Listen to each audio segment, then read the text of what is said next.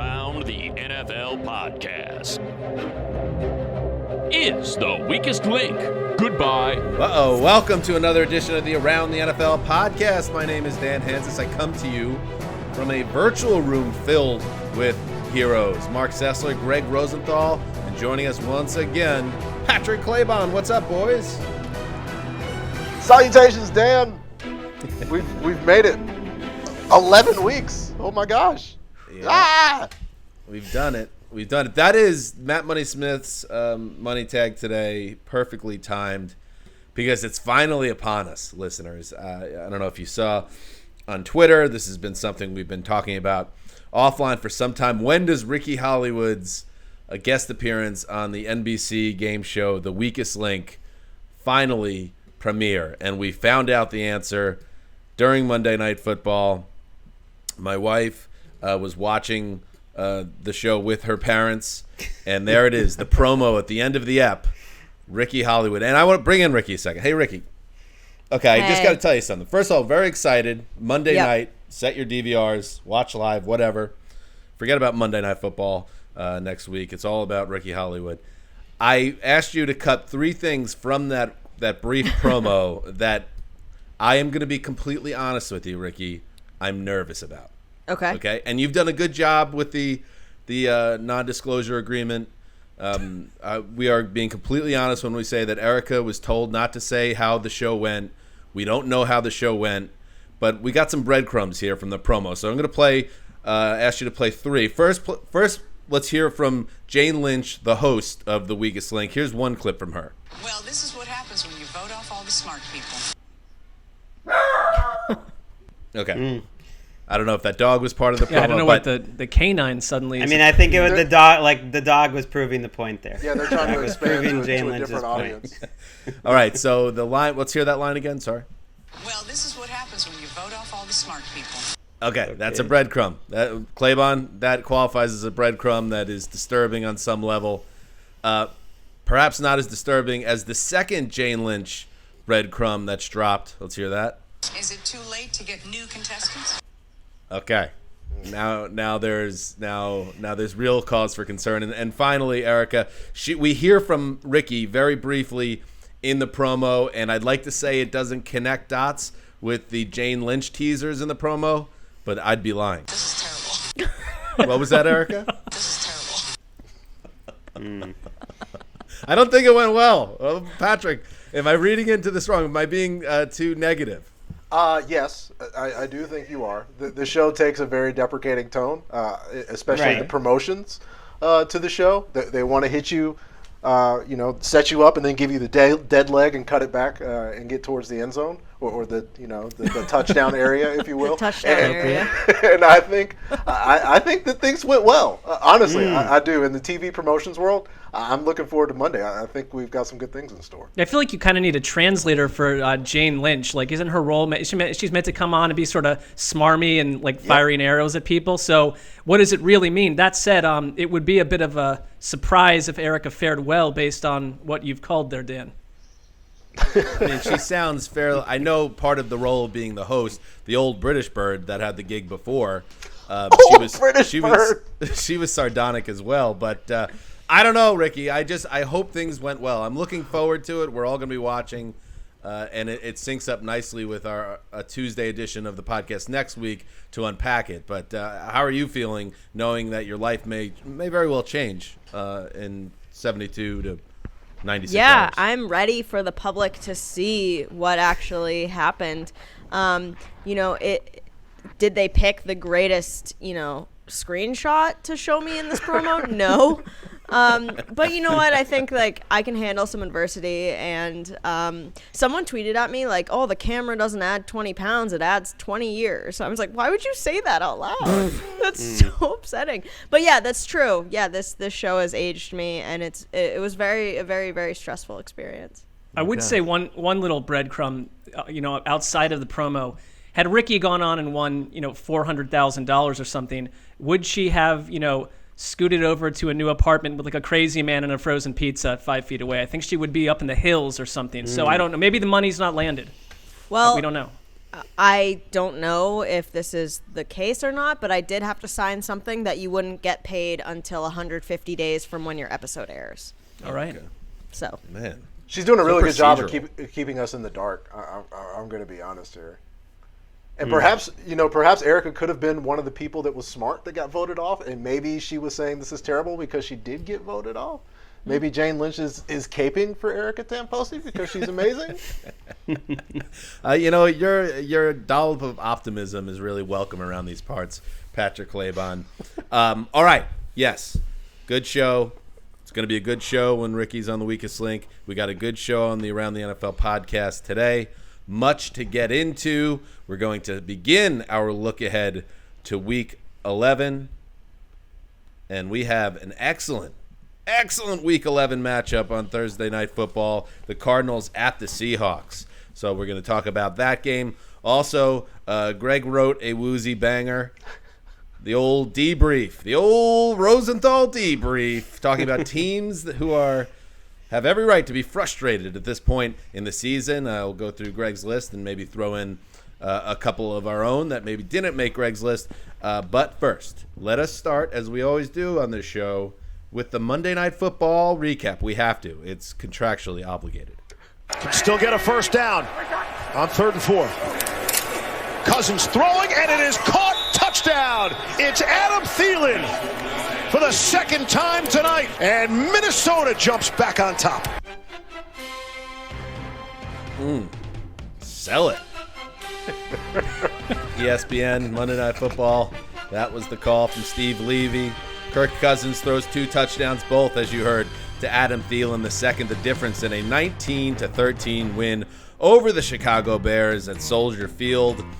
A game where the Bears dragged the Vikings down to their level, and it was a dark place. It is tough to watch Chicago Bears football in 2020, and that is coming from a Jets fan. Mark, first of all, congratulations on your lock. You sweated it out a little bit, I imagine, but you got your lock with the Vikings. But did you learn anything about Minnesota in this game? You know what I learned about them? I mean, I think that our role when we're covering 32 teams is that, you have to be flexible with early season impressions as the season goes along. And my impression of the Vikings continues to change. They were 1-5. We're all kind of 1-5 in 2020. And you decide whether to kind of work out of that or sink deeper. And I think the Vikings have taken the high road here. And that was that's these divisional games in November when everyone's kind of feeling a little bit used up. I thought it was a tough win because if you look at what happened, they were swept by the Bears last year. And the year before. And they scored 26 points in 2 games against the Vikings last year, 30 in 2018. So I think it's for them. Your season remains alive because you got out of this. Dalvin Cook, who had been completely shut down against the Bears last season, really the last 3 games against them, 96 yards. It wasn't the typical Dalvin Cook game. But, I felt like they could only win when Kirk Cousins was also throwing the ball, 12, 13 times a game. He had to do a little bit more last night. It wasn't perfect. But you're always lucky to be playing a Bears offense that still thinks it's 1931, and every week there's a new drama created. And, we can get into that. But the Vikings took care of business. They're the better team. So I'd rather at this time of year, I don't care what the records are, let's dispose of the junk. I don't have any more time for the junk. The Vikings are proving to be a little bit higher than that, and so right on Minnesota. Yeah, they proved to me they were so much better than the Bears, and they were a little unlucky. I saw Patrick's face the second this game's recap started. He's like, oh, we got to talk about this game. I mean, poor Kirk Cousins. It's like the bar keeps changing. He finally plays a really good game on Monday Night Football against a really good opponent. Adam Thielen drops a pass that turns into an interception on a perfect throw in the red zone, and his special teams is god-awful, giving up a kick return in terrible field position all day, or else they would have blown out a good defense. His running game was terrible. He's 10 of 11 on 3rd down for 149 yards and 2 touchdowns, and most of that's in 3rd and long because, the Vikings just refuse to stop running Dalvin Cook for 1 and 2 yards on first down. They're going to use this guy up, giving him 30 carries a game. Sometimes you got to adjust to the game that's in front of you, but they probably did that because they thought we don't really need to do much to beat this lousy Bears offense, and I suppose they were right on that. So good for Kirk Cousins. This is the team of Hansis TL, the Minnesota Vikings, Well, they're back in it. They are definitely back in it. I thought they had the chance to do it, and here they are. And when you saw Claybon, Kirk Cousins is a guy that we all like to have our fun with.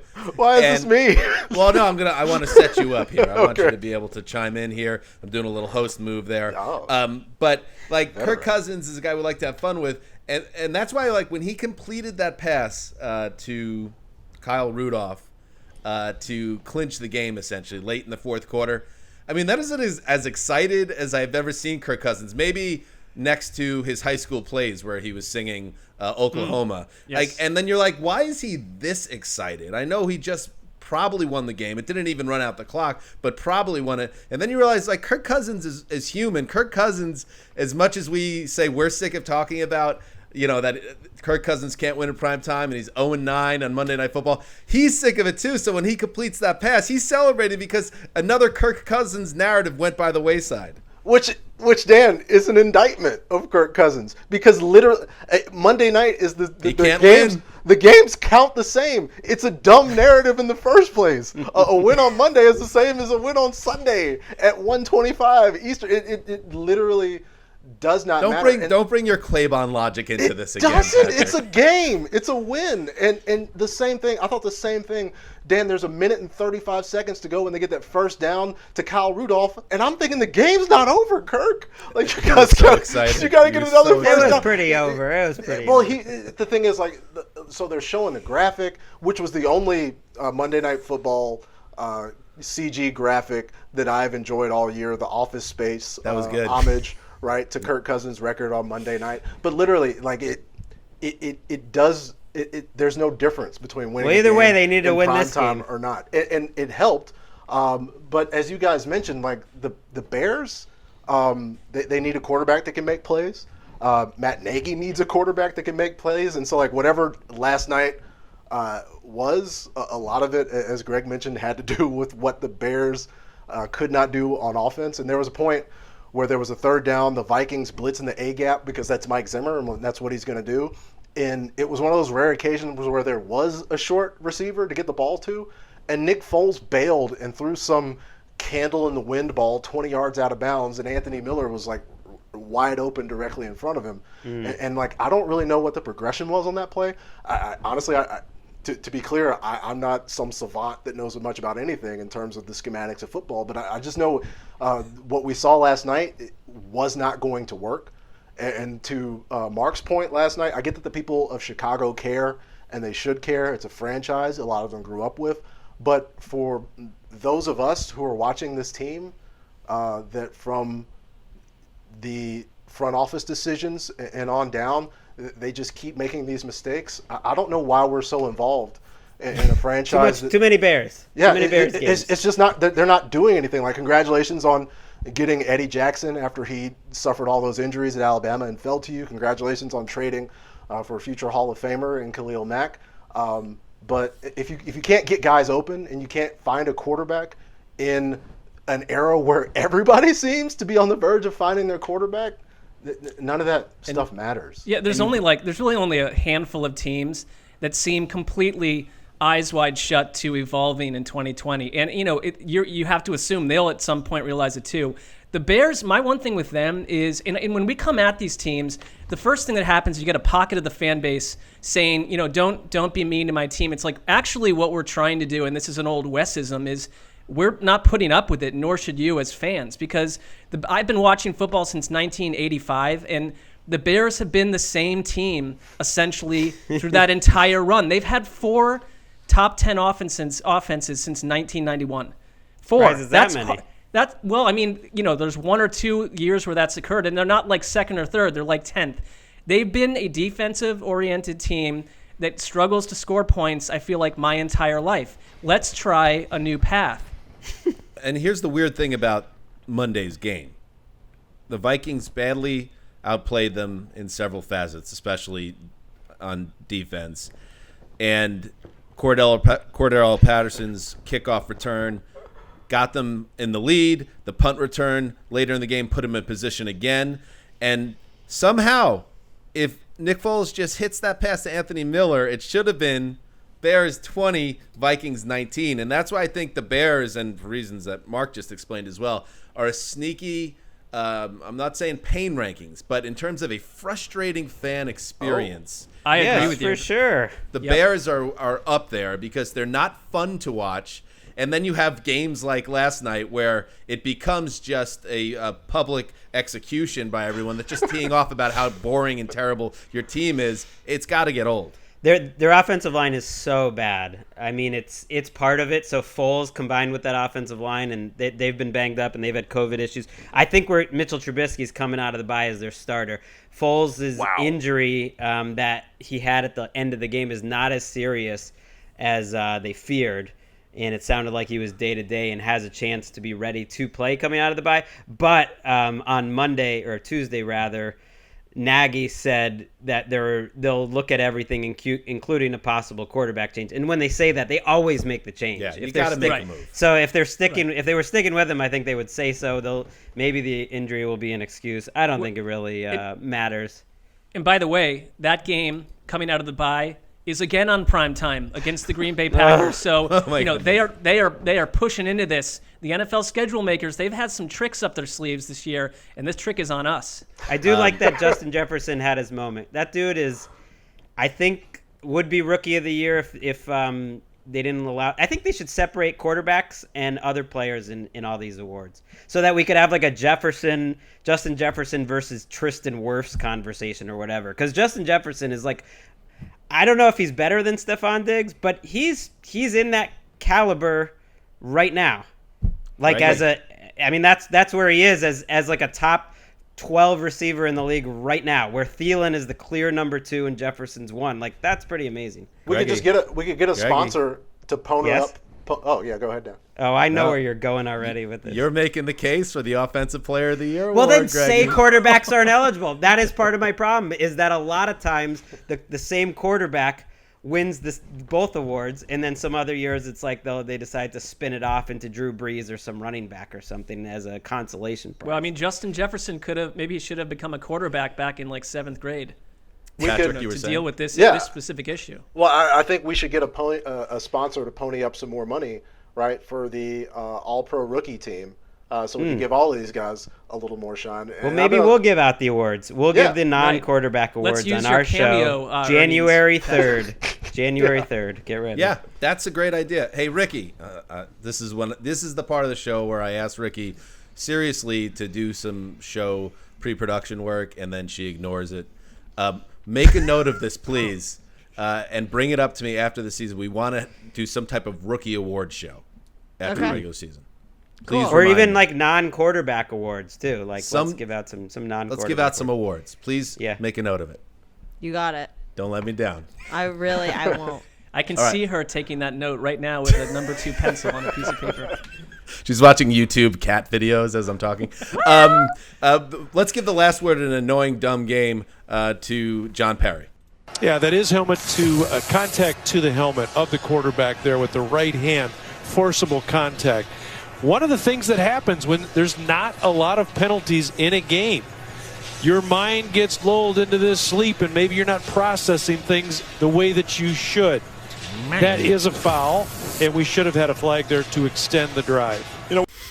That was such a fitting breakdown from the rules official guy, Patrick. Yeah, you can hear him trying to make a case, right, for apologizing for the officials, not realizing that he's making a case for getting rid of officials just in general because of their overall uselessness. The idea that, right, that we are so bored of this game that we have no part in that sometimes we forget to play our supposedly integral role in officiating the game. So we just kind of wing it, man. Sometimes, I mean, if there's a kickers club and then there maybe is a zebras club for these officials. That's the kind of stuff you only talk about behind closed doors. You don't then John Perry go out and tell everyone that officials take plays off, quarters off, that they snooze mentally. You don't reveal that. I felt like he was trying to be human, and he probably shouldn't have. I did, like, as someone who's a space cadet, like, doesn't your mind just sometimes wander, like, even when you're on, like, live TV? It's a problem, for sure. Yes, but that's one of the reasons I'm not put on a lot of live TV. Oh, wait a second. I should be paying attention. But you're not supposed to give the tour of the sausage factory, right? I do like that. Exactly. Remember in the 90s when it was like a late 90s show on Fox and everybody was super pissed about it in the Magic World? This guy was like showing all the tricks, all the different sleight of hands tricks and cutting the body in half with a saw trick. You don't do that. And you don't do that. John Perry, this is not a Fox reality show. Come on now. It's the prestige, man. All right. Good stuff. Let's never think about that game ever again. Greg. I don't want to be confrontational here, Greg, but I really liked your debrief. The one thing I didn't like is that you allowed our editorial team to use the HTML formatting of my power rankings when you ranked the 11 teams that should be frustrated after Week 10. That's out of bounds. And I didn't know that. I never actually my intellectual property. Haven't they used that format, though, for years, basically, for, like, the shook quarterback rankings, the position rankings? Right, but Greg, the top 100? Once it's attached to a Dan product, Dan's not going to consider what happened pre-Dan. I have not checked that out. I didn't even know that. I'm glad they did that. It really makes it like a ranking.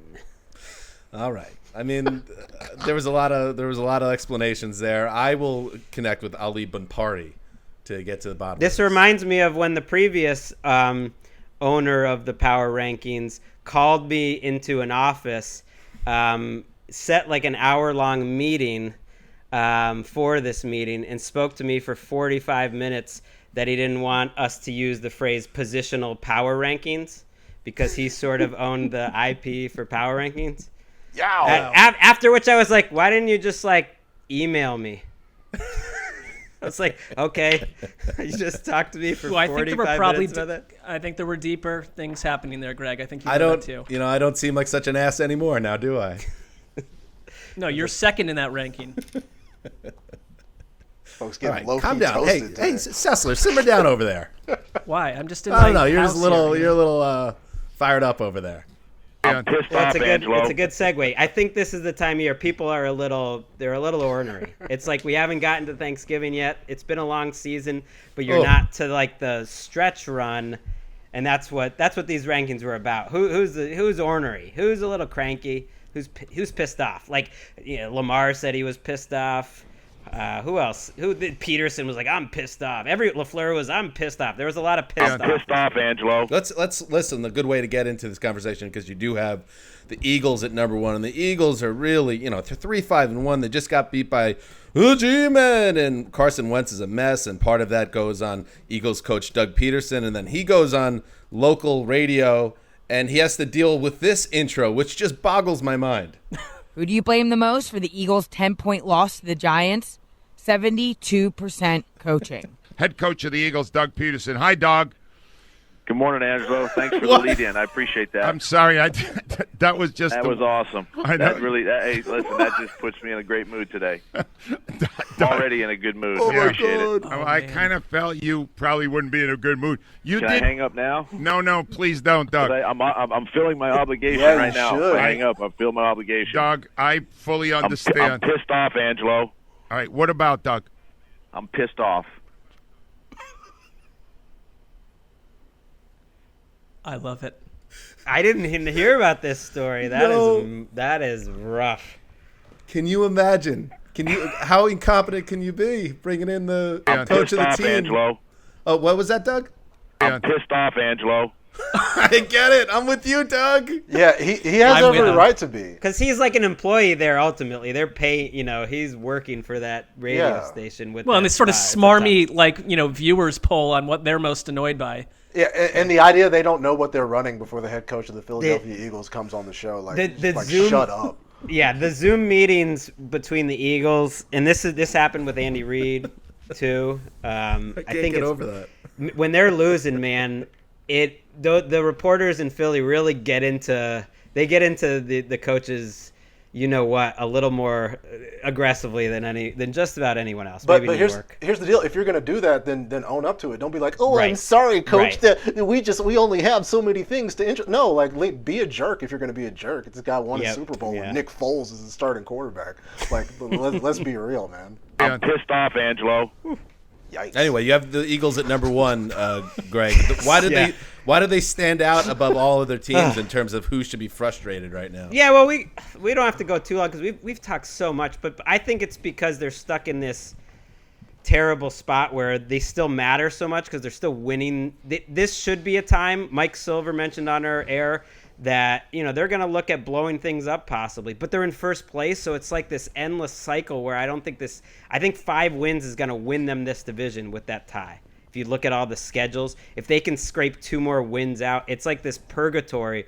But I think what's similar about the top of the list is if your franchise quarterback or the guy you were hoping to be is a problem, I think that's the worst spot you can be. They're in this in-between where they have old players worth a ton of money, like making a ton of money, and this should have been a go year, and it just feels like everything about this is going to be drawn out because of this division, because they might even make the playoffs. Like either way, it just seems so painful and impossible, almost like how they're going to have to decide what to do. It's a pretty interesting departure from a couple years ago when the Eagles front office under Howie Roseman was this, analytics darling that found a perfect way to marry numbers and on-field scouting and old football, knowledge with new knowledge. And now they have huge cap issues going into next season. It all goes back to Wentz, though. If Wentz doesn't does. stink, then we probably wouldn't be talking about this. But they're going to have to make a decision there. Flip side, if someone told you only need 5 wins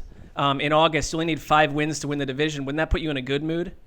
But I mean, that's the thing. Well, I think to Greg's point, like if you win the NFC East this year, what does it say about your organization? Not much at all. You don't have the Cowboys on this list, but I'll jump in here since we're talking NFC East.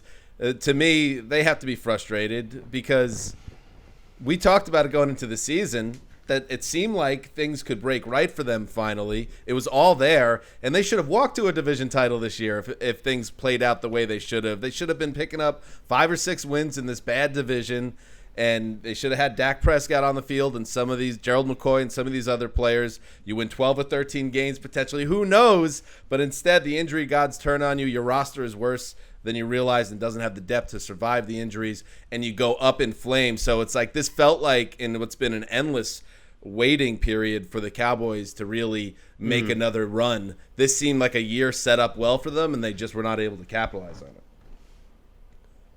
It hurts Patrick, closet Cowboys fan. I haven't totally even given up on them because their defense has looked much better the last couple of weeks, and Dalton's coming back. I don't even know. I don't know. How is it going to get worse? Was the question with the Cowboys defense. And when I was looking at Greg's, when I was looking at Greg's list, right, the idea that somebody should be frustrated, right? So if we're going from the perspective of a fan base, you can be frustrated, but who are you frustrated with? And if you're a fan of the Dallas Cowboys, ultimately you're frustrated with the circumstance of your franchise quarterback breaking his leg, right? Nobody, in theory, could have prevented that, but you could have had your owner and de facto general manager pay that quarterback because another thing that adds to frustration is seeing players who your team developed go to a franchise like a Byron Jones going to Miami, who was a perennial loser. Now they're in the midst of a playoff race, and the idea was you can't keep Byron Jones because you have to pay the quarterback. But you don't pay the quarterback, so what was the point of losing this talent? And now your defense is giving up points, is leaking like a sieve, and what do you have to show for it? You've got nothing this failed season in which the division is horrible. Like you said, Dan, who wins the East? Does it really matter? Everybody's mad anyway. Mark, what jumped out to you on this list, or perhaps not on the list? I agree. I think that there's a lot of arguments that if you are part of the Niners organization, I gathered together, and I'm not going to waste 40. It would take probably a minute and a half to read off all the injuries they've had and corona issues. There's 46 names here. I mean, that alone, you're the defending NFC title champions, and I would say that a little bit in the Wentz world, you have this season is a lost cause, and I'll tell you why. Because Dan and Eric and I forked them 2 Thursday nights ago, so the organization knows that it's over for them this season. But a larger question looms. You've given $74 million to a quarterback for 30 starts over the course of 4 years, and I think you have to. There are narratives and areas and possible future scenarios where Jimmy G is not the starter here anymore after this. And you might be starting over at quarterback. Or if you don't, you've got to continue to probably play around Jimmy G, which at some point gets old if you're Kyle Shanahan. So you're entering into an offseason where a lot is about to happen. I want to bring up two that maybe people would be a little more surprised around those. Number one is the Titans, because like you mentioned with the Cowboys, I think things were set up. We were starting to feel like the Titans had turned a corner. They were 5-0. They're 2-2 in games that have been decided by more than a field goal this year. And they got pushed around on Thursday night. They got to play Baltimore and then Indianapolis again. Maybe they'll surprise me and they'll win both those games. But it doesn't. They feel a lot closer to just being another 9-7 team again, with a bad defense and and an offensive line that's kind of collapsing right now. That's a bad recipe. And then the Saints. Maybe the Saints fans don't feel like this, but this feels like it's it for Drew Brees, and the team's really good. And I think he's playing at a higher level than Peyton Manning was in his last year. But when Ian Rappaport started mentioning all the other injuries, and I think there's some that maybe aren't even getting mentioned publicly because they're already getting in trouble with the injury report for not reporting his shoulder injuries and his previous rib injuries. He might be both shoulders. There might be something going on. Who knows? You want Brees out there. He'd been playing pretty well. He had reached the top 10 in the QB index, and I think they I think they still have a chance. Maybe he'll come back to go win a Super Bowl. But right when things were starting to crank up, you lose him. Jameis didn't inspire a lot of confidence last week. Maybe he'll be better. But it's a bummer, I think, for that team who is more all in than any. We always say all in. Who is more all in than the Saints being $100 million over the cap for next year, and Brees almost certainly being in his last year. So maybe Brees comes back and he's fine by when it matters. But I would be a little frustrated right now after taking that hit. I'm pissed off, Angelo. I'll throw out, since you mentioned the Niners, Mark, and the idea that the window, which seemed open, shut very quickly, and hopefully they can open it back up again. But I'm very frustrated right now if I'm the Ravens, because there is a creeping sense of dread, perhaps, that your window where you were supposed to go and win this damn thing closed, and now you got to figure out how to do it a different way. Because last year, I come back to this a lot, because usually when you have the season that the Ravens had last year, when you kind of take the league by storm, you actually catch the league with their pants down, is what they did on offense last year with that, with the tight ends and with the running backs, and then of course Lamar just being brilliant on top of it all. You just set the league on fire, and then obviously, unfortunately for them, things didn't work out in their playoff game. And now, who knows? What's happening this year is that the league catching up a little bit. Is it injuries? Is it both? Is it Lamar not playing at the same level? It's probably a combination of all those things. And it's still early enough where they can get things figured out, and they still have a very high ceiling. But I would understand if inside that building, and John Harbaugh puts his head to take a nap on his couch in his office, he's like, oh no, did we have our chance and the chance is already gone?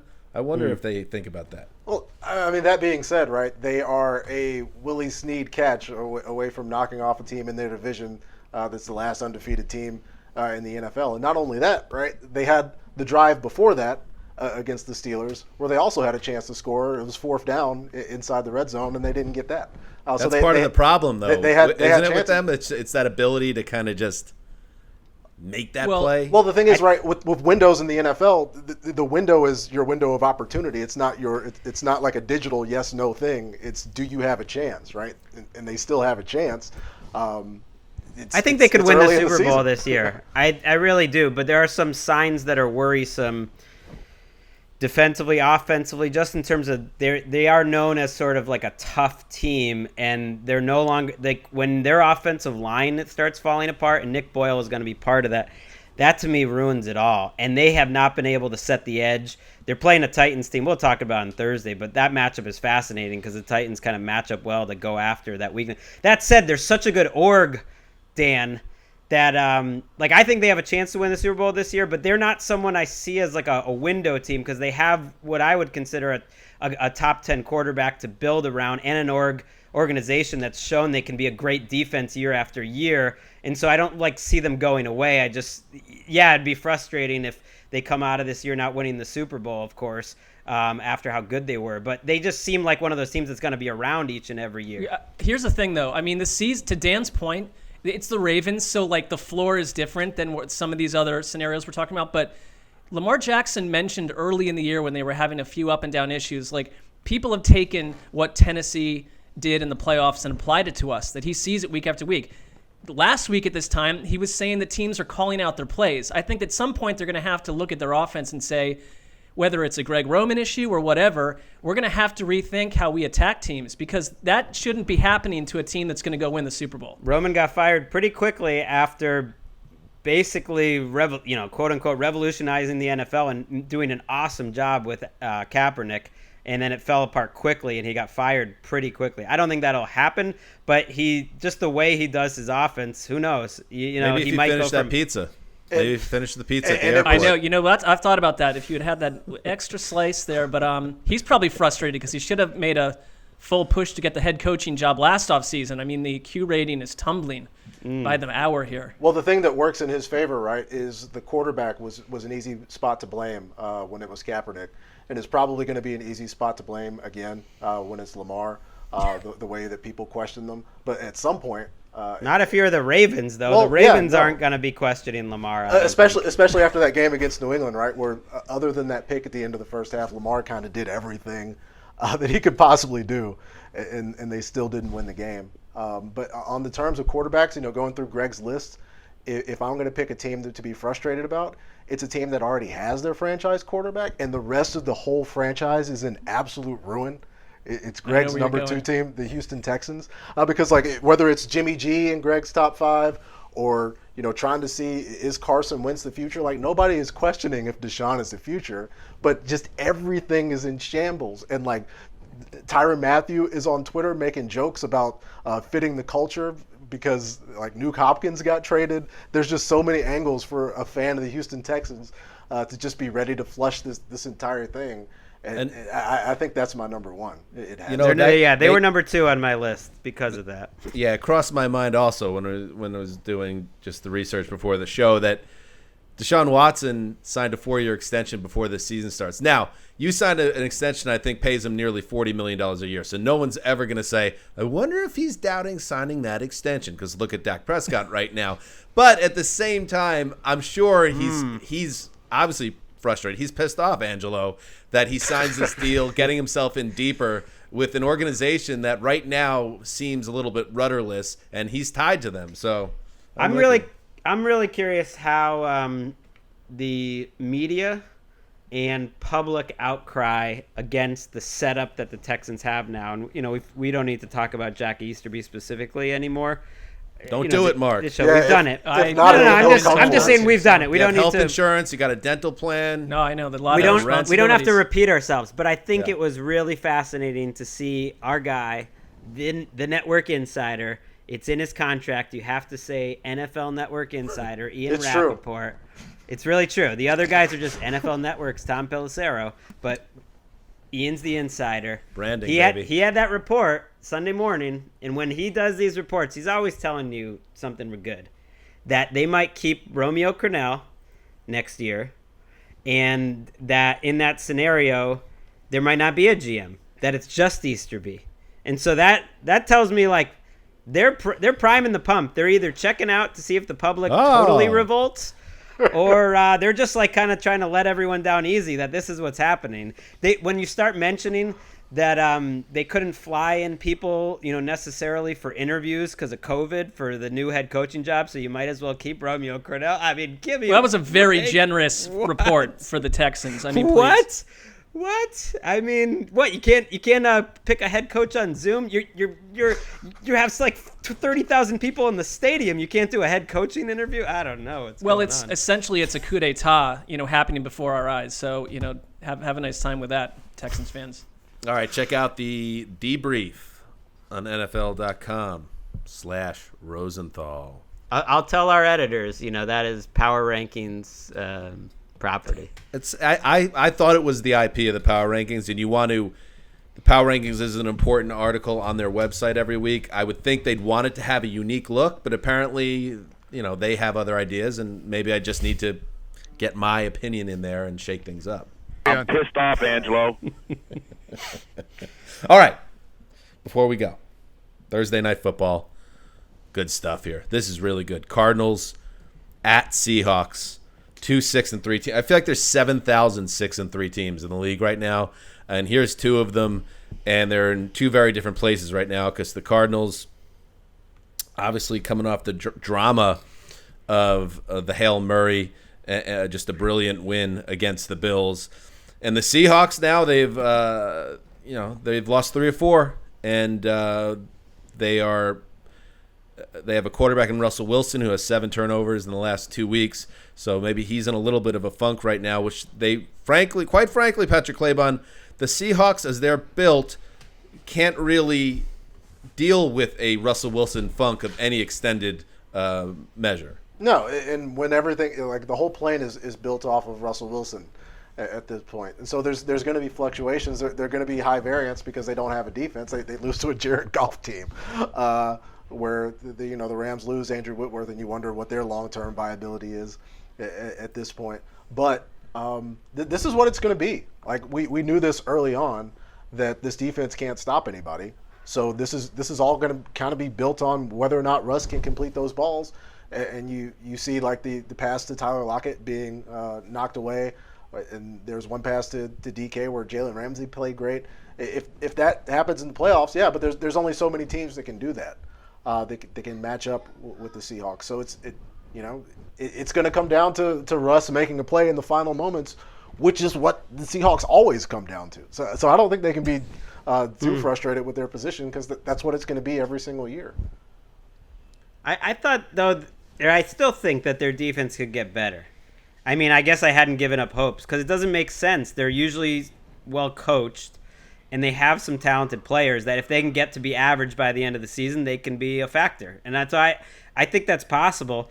I'm actually more concerned with their offense at the moment because that's how they're built. And I think this matchup's really interesting. First of all, it might be the first time that two teams have played in primetime in a month. 2 times in a month, both games in primetime. The other one was switched because of a COVID issue.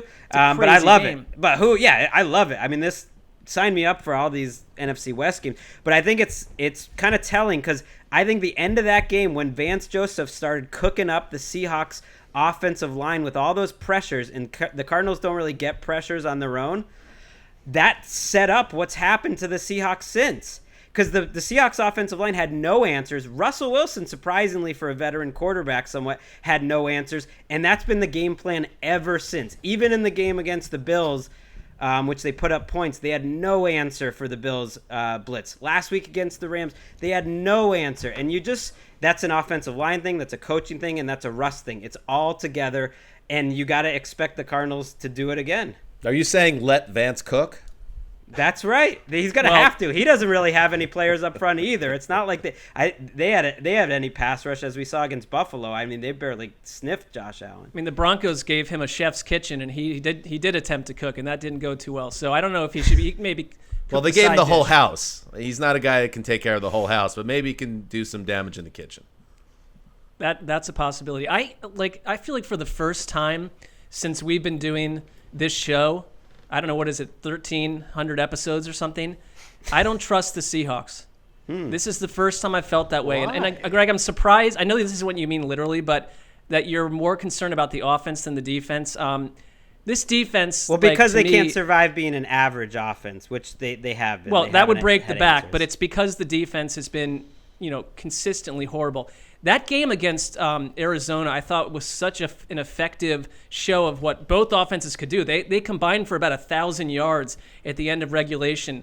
But there was no stopping, I thought, the Cardinals in terms of the play that you called unstoppable, Greg. Kyler Murray on the ground. I mean, he fried Buffalo as well. And I don't like the trajectory of this Seahawks team right now. They were exhausted at the end of that game against the Cardinals last time. Winded. Now, I know it went into overtime. That game had 25 possessions, but I don't see why the script would be that different. That was like 2 weeks ago. These teams haven't changed that much. And you get Jamal Adams back, but I don't think he's healthy. And like one guy alone is not going to make the difference here. One thing that does help, if you're going to make an argument for the Seahawks, is there's a reason, right, that Alex Collins was off the street, that we haven't seen DJ Dallas make a lot of plays. And there's this, super trite conversation about what running backs actually bring to the table. But like, especially in pass protection with dealing with the blitz, it's going to help to have Chris Carson back. It's going to help Russ immeasurably, especially a guy who makes plays leaving the pocket to have a back out there. That's killed them. They can do that. They haven't been able to pick up short yardage.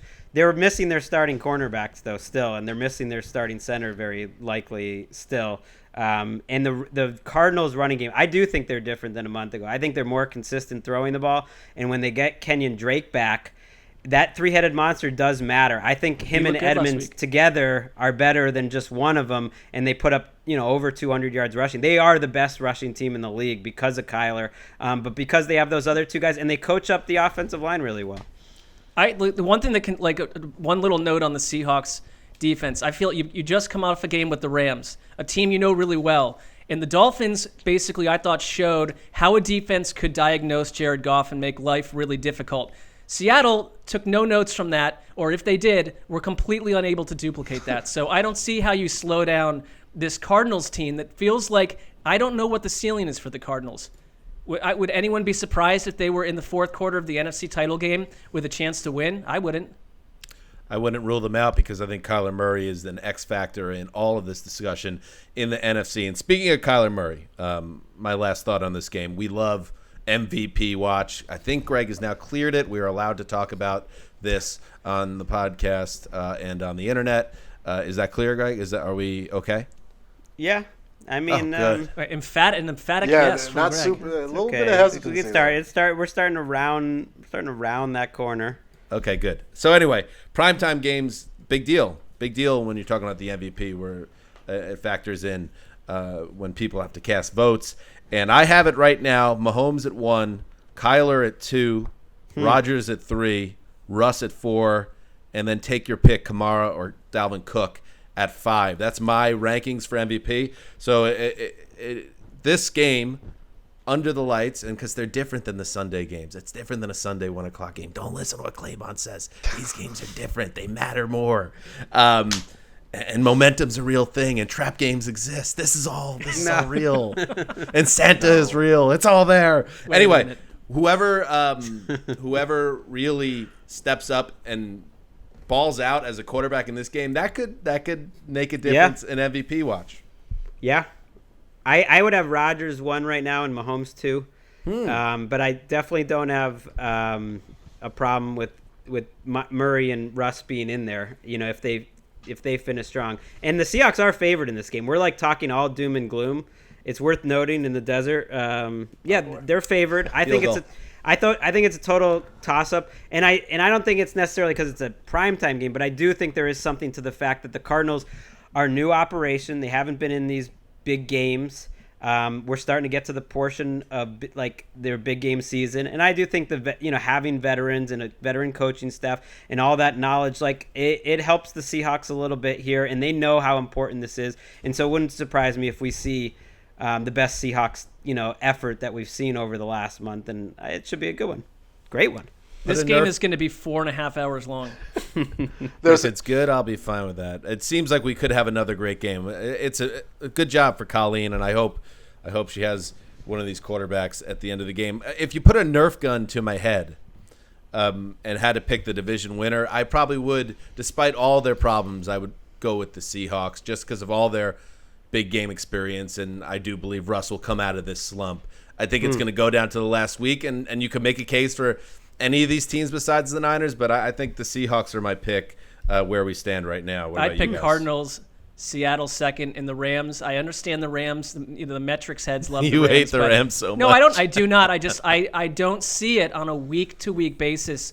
I don't see the makings of a team that's going to go on a Super Bowl run. I'd be really talking surprised. Division though. Just talking division. I'd be really surprised if they won the division. I get overconfident. I confidently feel like Arizona's going to win this division. Ooh. In terms of the division, right? I would side even with the injury to Whitworth, which is a significant problem in terms of their Super Bowl aspirations. I think the defense is easily positioned as the best in the division, arguably one of the best in the NFL, and they have talent right at spots that nobody else has. Aaron Donald is probably my perennial MVP pick as a literal as a literal player that's valuable in a relative position to his peers. To Greg's point, if all quarterbacks are at the top of your MVP list, then what are you saying about their relative value with each other, really? So I would say, call it the Aaron Donald Award and give it to him every year because he's that much better than the other players. I lean Rams in the division, maybe Seahawks in terms of threatening for the championship. The one huge edge the Seahawks have is schedule. They have not played the NFC East, whereas the Cardinals and the Rams beat up. So if the Seahawks could somehow win this game on Thursday, set up really well. You get their little mini bye. Then you got the Eagles, Giants, Jets, Washington before you play the Rams and 49ers at the end. So if you compare the schedules, it's a pretty significant edge to the Seahawks if they can pull this game out, especially. Right. If they lose, they've been swept by Arizona. So right. I mean, no, that's huge. But critical. You suddenly play Cupcake City and you take care of business and you win 4 in a row, while the Rams and the Cardinals are dealing with each other and dealing with tougher games. That's a problem. Right. The path is wide open to 11 wins, at least if you can win on Thursday, but got to win on Thursday. All right. Good stuff. Good stuff. Patrick Claybon, you've done it again. You've said it all. And you've done it at a level of grace that very rarely is seen on this show. I don't know about It's rarely. accurate. I mean, you guys crank it out every single time you're at the plate. I mean, to mark over 1,300 plate appearances, and as far as I'm concerned, you're on base every single time. So I'm glad to be not just in the stadium, in the general vicinity of this illustrious podcast. I think we've been through a few batting slumps along the way, but thank you for that. I'm pissed off, Angelo. All right. We'll be back on Thursday. We got, of course, the recap of Thursday Night Football coming. That's a mini episode, and then the full preview of everything to come in Week 11. Both those shows coming up this week. And also, you UK listeners and Game Pass subscribers, keep your eyes peeled. That's all I can say. I don't even know if I can say that. Wow, that's a team. I think it's Game Pass International, too. So, you could be throughout Europe. We know a lot of you are sheltering in place right now. I like the coordination going on out there between the countries. And so you got more time at home. I think it's all the international Game Pass. I know. people. I see the Irish listeners right now. We're not the UK. We're separate, and you are. Yeah, we can't even agree on numbers over here. So congratulations, everybody. Australia, Germany. We got Estonia? listeners. Sub-Saharan Africa. Of course, it's all Sub-Saharan happening. Africa. We're very blessed. 40 nations. To have all of you listeners across the world. So please continue to listen and watch and keep an eye out over on Game Pass. This is Dan Hansa signing off for the graceful one, Patrick Claybon, the Quiet Storm, the old boss, and Ricky Hollywood, our little TV star. Until Thursday.